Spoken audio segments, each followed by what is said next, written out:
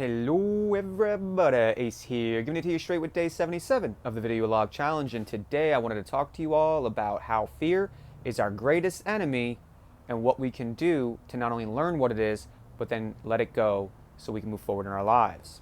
Now, I was again listening to the second book of the Archangel Michael series, given by the YouTube channel, is called Given Voice to the Wisdom of the Ages. I will leave the link to the 56-part audiobook below. This guy read this channeled message from Archangel Michael apparently at the beginning of April of last year. This one woman's a channel. She ended up writing, I think, 7 books, and he went through and created audiobooks out of them, and I've been listening to them. It's all about ascension. It's all about what we're going through from a spiritual standpoint and really what the whole point of it all is. And one of the things he was talking about is something I've been dealing with again lately, which is just purging more and more of that collective trauma, not only from our lives, but from the collective human psyche, is that fear is our biggest enemy, and it's the absence of wisdom and self-love. And when I heard that, it made absolute sense to me, because my fear is almost like casted in a weird way. My fear isn't like me trembling and I'm scared. No, my fear gets converted. It gets converted into anger, frustration.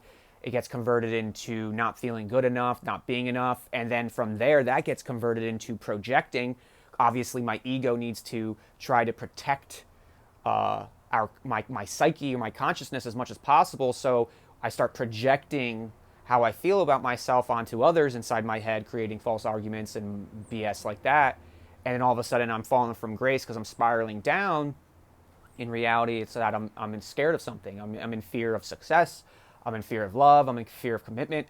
I'm in fear of failure. I'm in fear of, the list goes on and on. I mean, we've been programmed over and over and over again throughout our entire lives, but not just this life, for many, many lives that we lived in the past, that is actually still part of our expression. It's part of why we are the way we are. That's why a soul that comes into a body is so unique, because that soul is the sum total of all the lives that they've lived, including the ones outside Earth, that come in to be their own unique frequency, their own unique vibration, based off all the experiences that they had that helped mold their human being perspective.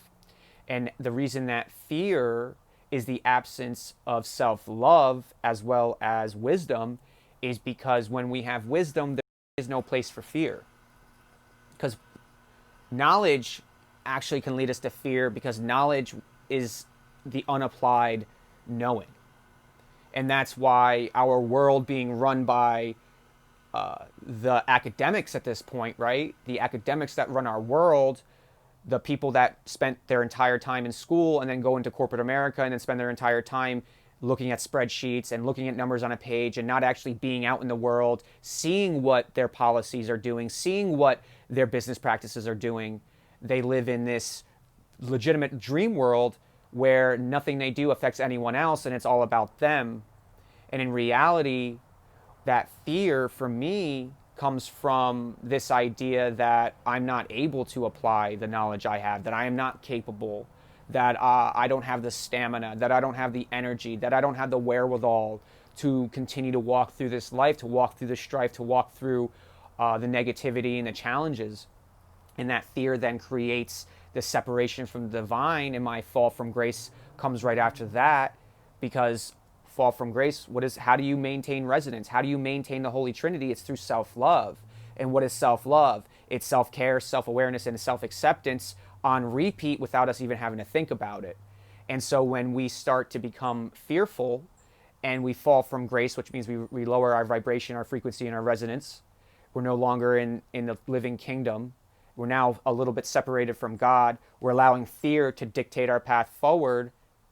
And it's because we're not using our wisdom. We're trying to think.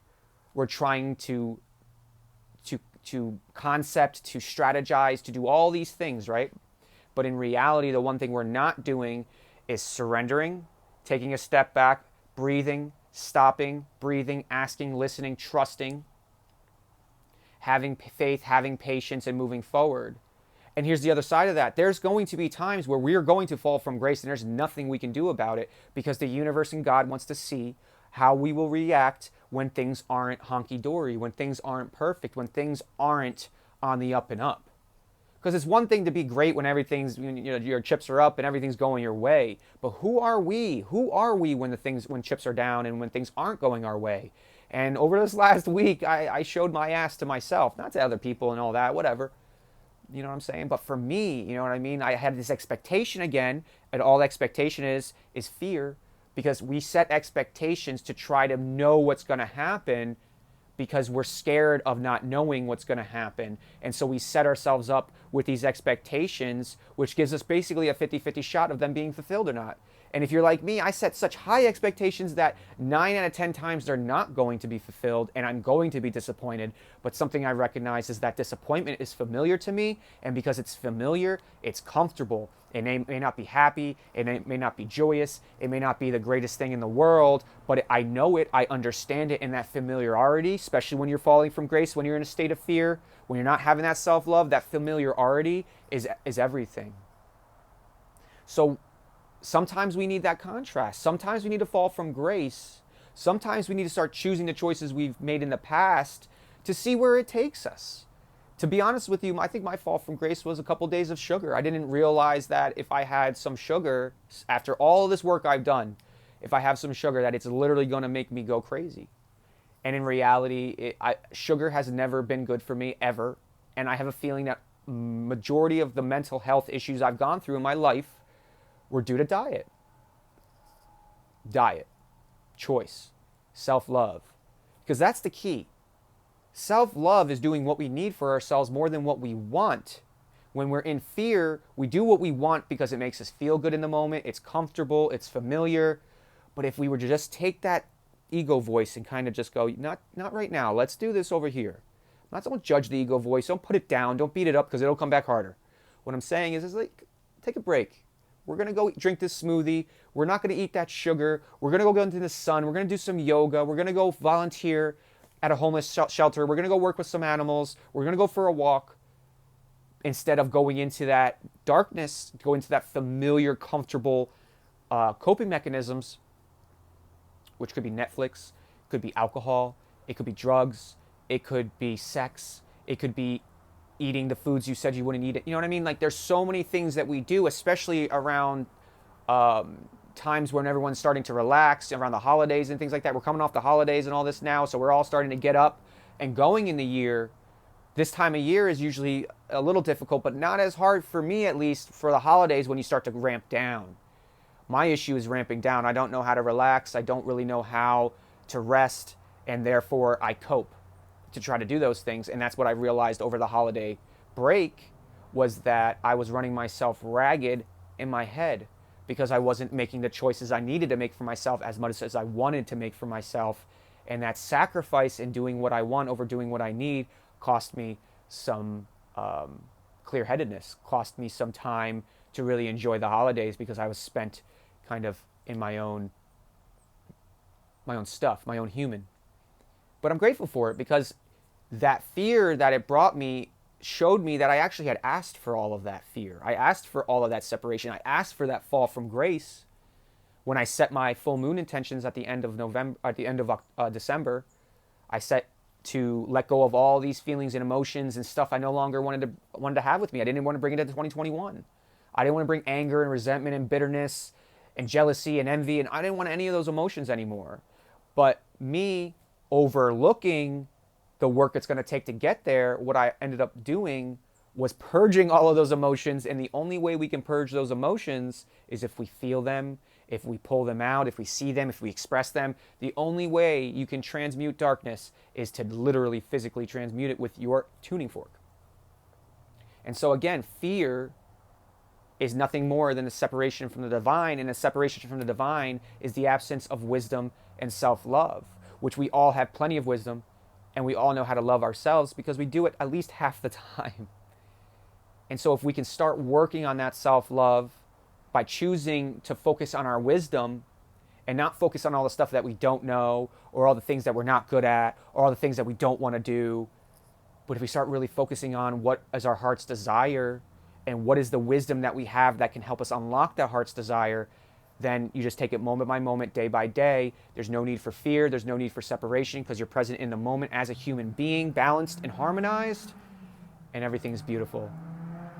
So I hope you gain a little bit more clarity on your path today. I hope you get a little bit further on your journey. I hope you can bring in a little bit more love into yourself and into your heart so that you can realize that fear is the separation from the divine, which is the absence of wisdom and self-love. And if you just love yourself a little more by doing what you need more than what you want without having to fight yourself about it, fret about it, beat yourself up about it, and just do it, that's pure freedom, and that is pure bliss. So, if you liked what you've seen and heard today,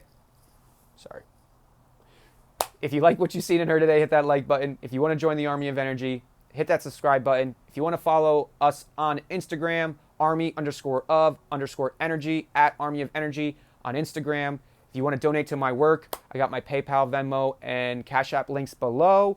I'm also on day 66 of Dirt, brand partner, game changer. Hit me up if you want to learn more about it. I got infographics, I got a bunch of other stuff. And what's even more incredible about this, about Dirt, is they also have CBD line, they have other supplement lines, and they have topical skin creams and CBD bath bomb baths and stuff. The company is, I think the company is going to be huge in the next 10 years. I'm very grateful to be at the ground floor of this whole thing. So if you want to learn more about that, hit me up, leave a comment, hit that, smash that like button, smash that subscribe button. I hope you have a wonderful day. I hope you have an even better evening, and I will see you all on the flip side. Have a great one. Goodbye.